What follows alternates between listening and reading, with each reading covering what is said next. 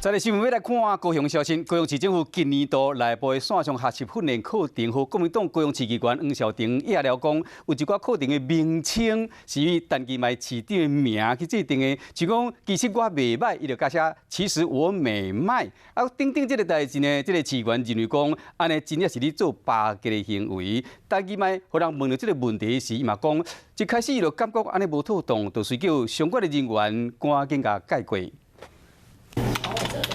高雄市政府2021年内部线上学习课程，其中英语能力训练初中课程名称出现市长陈其迈的名字，是讲其实我袂歹，用的是陈其迈 my 要出 my 讲音 my English class。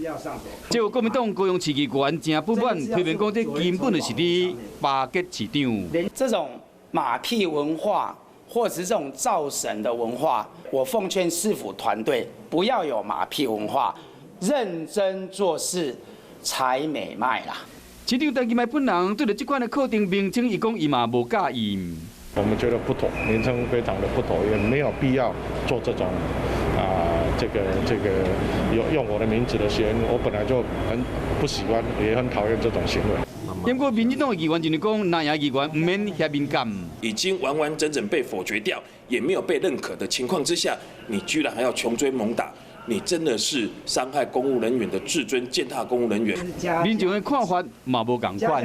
当设这个名字的话，它会让人家以为说就是特地为了设市长而开的。只有小范围1个2个，那我觉得还可以啦。这个课程名称已经改掉啊，是讲这个课程的编排人员认为讲，这个创意煞变成大家咧收买为甜。